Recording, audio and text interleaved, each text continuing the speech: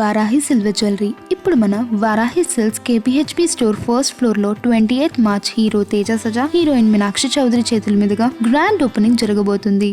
AP వ్యాప్తంగా కదం తొక్కిన BCY party శ్రేణులు 28 జిల్లాల కలెక్టరేట్లలో వినతి పత్రాలు కూడా సమర్పించడం జరిగింది. అయితే ప్రభుత్వానికి మార్చి 31 వరకు అల్టిమేటం జారీ చేశారు. స్పందించుకుంటే ఏప్రిల్ 11 నుంచి బోడే రామచంద్ర యాదవ్ ఆమరణ నిరాహార దీక్ష దిగుతున్నారు. అయితే బీసీల రక్షణ కోసం ప్రత్యేకమైనటువంటి రక్షణ చట్టం తేవాల్సిందే అనేది మాత్రం బీసీవై పార్టీ యొక్క ప్రధానమైనటువంటి డిమాండ్. అదేవిధంగా రాజధాని అమరావతిలో బీసీలకు 1000 ఎకరాలు కేటాయించాలి. 44% రిజర్వేషన్ల సాధనే బీసీవై పార్టీ ప్రధానమైనటువంటి లక్ష్యంగా ముందుకు వెళ్తుంది. ఈ నేపథ్యంలో రాష్ట్ర వ్యాప్తంగా తక్షణమే సమగ్ర కులగణన కూడా చేపట్టాలని, ఇక నిర్వీర్యమైనటువంటి బీసీల కార్పొరేషన్లు కూడా నిధులు విడుదల చేయాలని కూడా ప్రధానంగా డిమాండ్ చేస్తున్నారు. 79 ఏళ్ల అన్యాయం పైన బీసీల సింహగర్జన.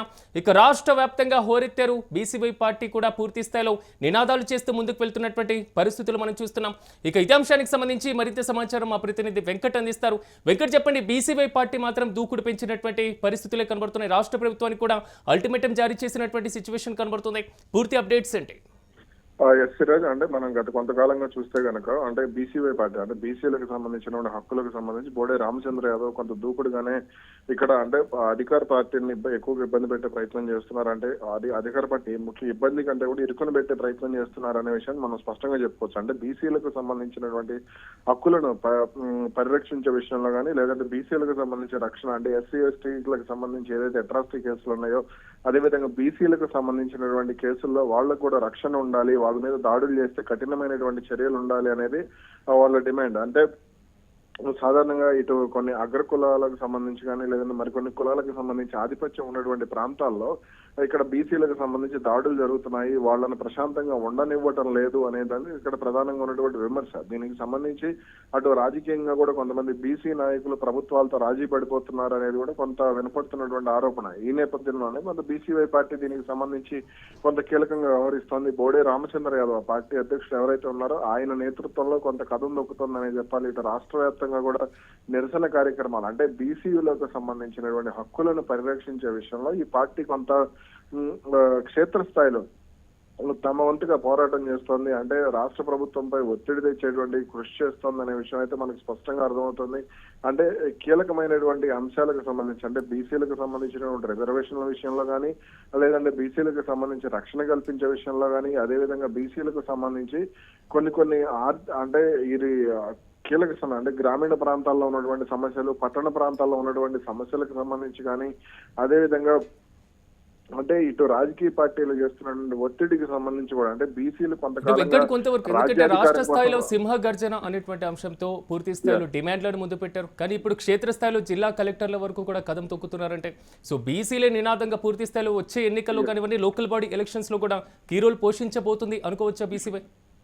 ఇక్కడ మనం ఎన్నికలు అనే దానికి సంబంధించి ముందు క్షేత్ర స్థాయిలో వెళితే బీసీలకు సంబంధించినటువంటి సమస్యలను బీసీలకు అర్థమయ్యే విధంగా చెప్పాలంటే ఇప్పుడు సమస్యను బాధితులకు ఎవరైతే మనం స్పష్టంగా చెప్పగలుగుతామో అది అప్పుడే విజయం అనేది అంటే మనం చేయాలనుకున్నటువంటి మనం సాధించాలనుకున్నటువంటి లక్ష్యం అనేది త్వరగా నెరవేరేటువంటి అవకాశం ఉంటుంది. ఇప్పుడు బీసీలకు సంబంధించి ముందు బీసీలకు జరుగుతున్నటువంటి అన్యాయం ఏ విధంగా జరుగుతుంది, బీసీలకు సంబంధించి వాళ్ళు ఏ విధంగా ఇబ్బందులు పడుతున్నారు, అంటే న్యాయస్థానాలు ఈ రిజర్వేషన్ల పరంగా వాళ్ళు పడుతున్నటువంటి ఇబ్బందులు కానీ, కేసుల పరంగా పడుతున్నటువంటి ఇబ్బందులు కానీ, అదేవిధంగా రిజర్వేషన్లో ఉద్యోగాలకు సంబంధించి వాళ్ళు పడుతున్నటువంటి ఇబ్బందులు కానీ, ఇవన్నీ కూడా వాళ్ళకి అర్థం కావాల్సినటువంటి అవసరం ఉంది. అందుకని బీసీవై పార్టీ కూడా దీనికి సంబంధించి కొంత స్టాండ్ తీసుకుని ముందుకు వెళ్తుంది. అంటే ఇప్పుడు గనక వాళ్ళు ప్రజల్లో ఇదే దూకుడుతో గనక ప్రజల్లో మరింత బలంగా వెళ్ళగలిగితే మాత్రం భవిష్యత్తులో మంచి పరిణామాలు ఉండేటువంటి అవకాశం కూడా ఆ పార్టీకి ఉంటుంది. అందుకని స్థానిక సంస్థల ఎన్నికల విషయంలో కానీ, లేదంటే భవిష్యత్ ఎన్నికల విషయంలో కానీ వాళ్ళు కొంత ఎన్నికలను పక్కన పెడితే మాకు బీసీలకు సంబంధించి బీసీల పోరాటం అనేది మాకు ముఖ్యం, బీసీల ఆత్మగౌరవం అనేది ముఖ్యమనే